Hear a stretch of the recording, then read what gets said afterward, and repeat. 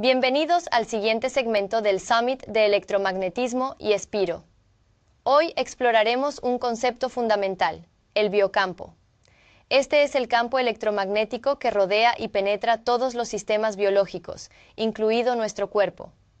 Investigaciones han demostrado que cuando estamos expuestos a la contaminación electromagnética, el biocampo se ve afectado, lo que puede alterar funciones clave de nuestra salud.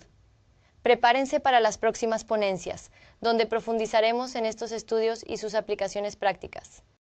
Bien, para continuar en este segmento del Summit de Electromagnetismo y Espiro, venimos a tratar un concepto que usualmente no es comprendido en su totalidad.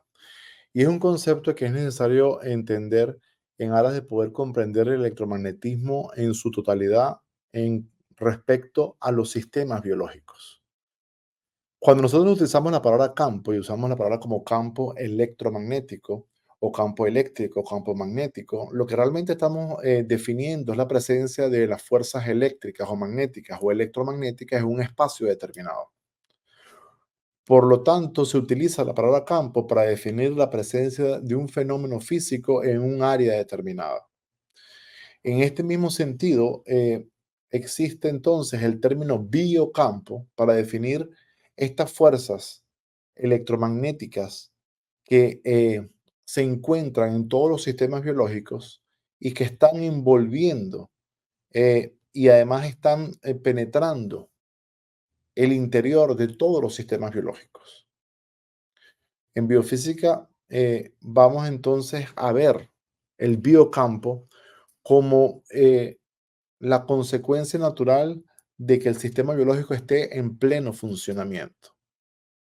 El término biocampo durante décadas fue utilizado de una manera normal y cotidiana en las medicinas alternativas y en la comprensión de lo que es la salud desde el punto de vista más amplio, incluyendo los aspectos psicoemocionales y lo que también se conoce como los aspectos energéticos.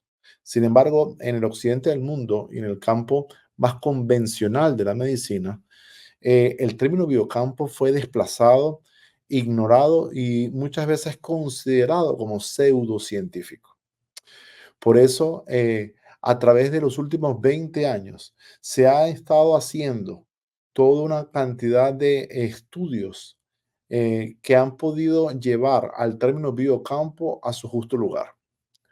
Para el año 2022, finalmente, por ejemplo, en los Estados Unidos, el término biocampo comienza a ser aceptado y reconocido como un término que se puede utilizar y referir en estudios científicos.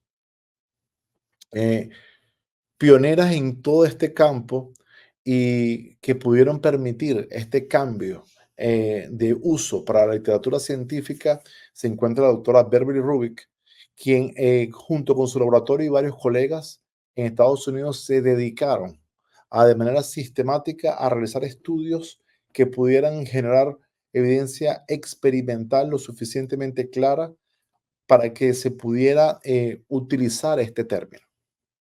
Hoy en día, entonces, tenemos que el biocampo es el aspecto más fundamental, invisible a los humanos, pero que se considera la fuerza vital de todos los sistemas biológicos. En los estudios de biología cuántica, el biocampo entonces es de vital importancia porque en sí mismo sostiene el funcionamiento del sistema biológico. Del biocampo emergen los campos magnéticos del cerebro y el campo magnético del corazón. Como hemos dicho previamente, el pulso que nosotros podemos tomar en el corazón no es solamente un pulso eléctrico, sino que además es un pulso magnético. Como veremos en esta presentación, tenemos entonces que comprender que cuando estamos hablando de biocampo, estamos en realidad cambiando de escala y estamos pasando de una escala de mayor tamaño de análisis de los sistemas biológicos a una escala más pequeña y diminuta. Y esa escala más pequeña y diminuta es la escala cuántica. Es común Para las personas, escuchar la escala cuántica o hablar de lo que llaman el mundo cuántico o lo que simplemente se define como cuántico, como un sinónimo nuevamente de un término que es ambiguo y que no define nada. Es popular también que en el mundo de la medicina alternativa el concepto cuántico se puede referir incluso a tecnologías que están obedeciendo principios cuánticos. Pero también tenemos que entender de que nosotros no podemos catalogar que algo es cuántico o algo no lo es, porque todo está compuesto de átomos y electrones.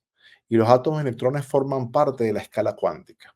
Técnicamente, entonces, toda tecnología, toda materia, orgánica o inorgánica, tiene un componente cuántico. Es decir, que todo puede ser analizado desde una escala cuántica. Y eso es importante que comprenderlo para entender entonces que no podemos estar separados de la escala cuántica porque nos compone y conforma todas las cosas. Las fuerzas electromagnéticas que componen el universo están atadas por átomos y electrones, toda la materia, y eso en sí mismo es una escala cuántica, lo que está sosteniendo el funcionamiento de las cosas. Es por eso que te he traído esta lámina hoy, para que tú puedas relacionar esto y entender de que existen simplemente distintas escalas. Tenemos la macroescala, la microescala, la nanoescala y la escala cuántica.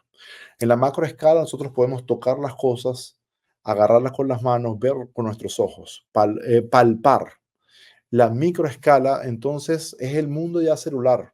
Nosotros utilizamos normalmente microscopios ópticos para nosotros poder ver esta microescala. Y sus tamaños y dimensiones se encuentran en el rango de los micrones. Y luego vamos y nos movemos a la escala ya más pequeña, que es la escala molecular. La escala molecular se puede observar a través de los microscopios electrónicos. Esa escala molecular es entonces la escala que se le conoce también como la nanoescala.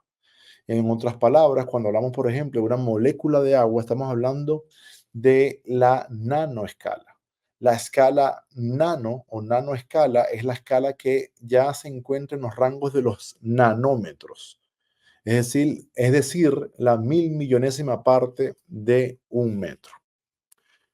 La medicina, por 100 años y más, se ha dedicado a estudiar hasta la escala nanoscópica y a entender los procesos de interacción y comunicación de las moléculas. Es el área donde la medicina más se ha desarrollado en todas estas décadas. Sin embargo, por debajo de la escala nano, se encuentra una escala aún más pequeña, que es esta escala cuántica que estoy hablando. Una escala que va por debajo del 0,1 nanómetro, una escala ya fundamental donde habitan los procesos que son incluso lo que llamamos biofotónicos, fotones de los sistemas biológicos con los cuales se comunican los sistemas básicamente a través de frecuencias y luz. Hoy sabemos que las mismas moléculas emiten luz. Esa luz es producto de una interacción fotónica, pero esa interacción fotónica se le conoce como biofotones, el estudio de los biofotones. Esa es la escala cuántica que nos da la información final que está pasando en el sistema biológico. El futuro de la medicina está en la comprensión de la escala cuántica. Cuando vamos y comprendemos la contaminación electromagnética, no nos podemos quedar en los rangos macroscópicos, no nos podemos quedar en el rango de la microescala, ni tampoco el de la escala molecular. Debemos ir hasta la escala cuántica. Los efectos de la contaminación electromagnética confirmados por los estudios realizados por más de 30 años y las observaciones centradas en los cambios fundamentales en la polaridad celular se refieren a activaciones de procesos que se encuentran en los rangos de la escala cuántica. Los procesos y mecanismos que se activan, como la doctora Pilar Muñoz Calero en este Summit ha compartido, que son aquellos canales iónicos regulados por voltaje, están activando procesos en la escala cuántica a nivel de los iones de esos canales en la membrana celular, que son capaces entonces de ser activados por voltaje y por campos electromagnéticos externos y por tanto abrir la apertura y darle paso al calcio intracelular.